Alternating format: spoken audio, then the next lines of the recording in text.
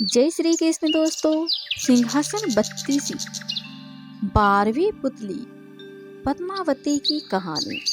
12वीं पुतली पद्मावती ने जो कथा सुनाई वे इस प्रकार है। एक दिन रात के मध्य समय राजा विक्रमादित्य महल की छत पर बैठे थे। मौसम बहुत सुहाना था। पूनम का चांद अपने यौवन पर था तथा सब कुछ इतना साफ साफ दिख रहा था मानो दिन हो। प्रकृति की सुंदरता में राजा एकदम खोए हुए थे। सहसा वे चौंक गए। किसी स्त्री की चीख थी। चीख की दिशा का अनुमान लगाया। लगातार कोई औरत चीख रही थी और सहायता के लिए पुकार रही थी। उस स्त्री को विपत्ति से छुटकारा दिलाने के लिए विक्रम ने ढाल तलवार संभाली और अस्तबल से घोड़ा निकाला। घोड़े पर सवार हो फौरन उस दिशा में चल पड़े। कुछ ही समय बाद वे उस स्थान पर पहुंचे। उन्होंने देखा कि एक स्त्री बचाओ बचाओ कहती हुई बेधड़ भागी जा रही है और एक विकराल दानव उसे पकड़ने के लिए उसका पीछा कर रहा है। विक्रम ने एक क्षण भी नहीं गवाया और घोड़े से कूद पड़े। युवती उनके चरणों पर गिरती हुई बचाने की विनती करने लगी।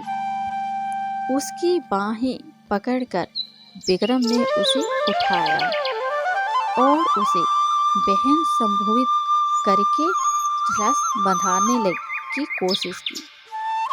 उन्होंने कहा कि वह राजा विक्रमादित्य की शरणागत है और उनके रहते उस पर कोई आँच नहीं आ सकती।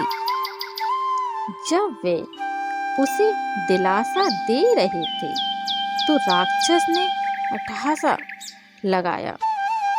उसने विक्रम को कहा कि उन जैसा एक साधारण मानव उसका कुछ नहीं बिगाड़ सकता तथा उन्हें वह कुछ ही क्षणों में पशु की भांति चीर फाड़ कर रख देगा। ऐसा बोलते हुए वह विक्रम की ओर लपका। विक्रम ने उसे चेतावनी दी, देते हुए कहा, ललकारा। राक्षस ने उनकी चेतावनी का उपहास किया। उसे लग रहा था कि विक्रम को वह प्रभाव में मसल देगा। वह उनकी ओर बढ़ता रहा। विक्रम भी पूरे सावधान थे। वह जो ही विक्रम को पकड़ने के लिए बढ़ा, विक्रम ने अपने को बचाकर उस पर तलवार से वार किया। राक्षस भी अत्यंत फुर्तीला था। उसने पैंतरा बदलकर खुद को बचा लिया और भिड़ गया। दोनों में घमासान युद्ध होने लगा। विक्रम ने इतनी फुर्ती और चतुराई से युद्ध किया कि राक्षस थकान से चूर हो गया तथा शिथिल पड़ गया। विक्रम ने अवसर का पूरा लाभ उठाया तथा अपनी तलवार से राक्षस का सिर धड़ से अलग कर दिया। विक्रम ने समझा राक्षस का अंत हो चुका है, मगर दूसरे ही पल इसका कटा सिर फिर अपनी जगह आ गया और राक्षस 2 गुने से उत्साह से उठकर लड़ने लगा। इसके अलावा एक और समस्या हो गई।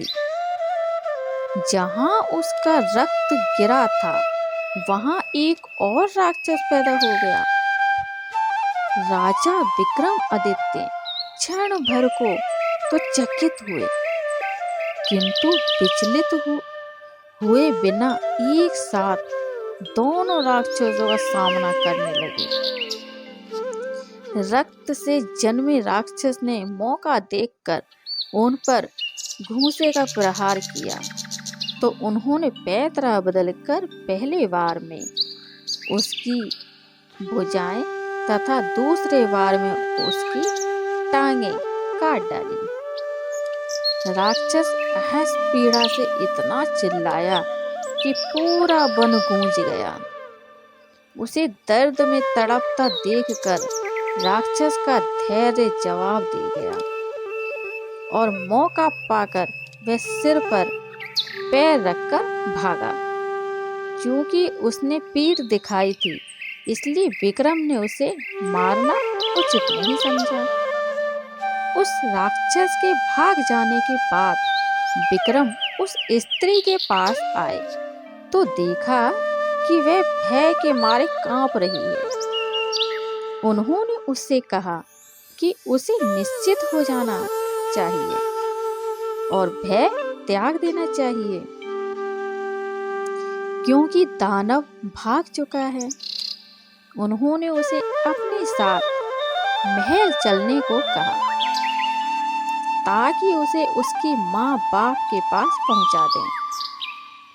उस स्त्री ने जवाब दिया कि खतरा भी टला नहीं है क्योंकि राक्षस मारा नहीं गया, वह लौट कर आएगा और उसे ढूंढकर फिर इसी स्थान पर ले आएगा।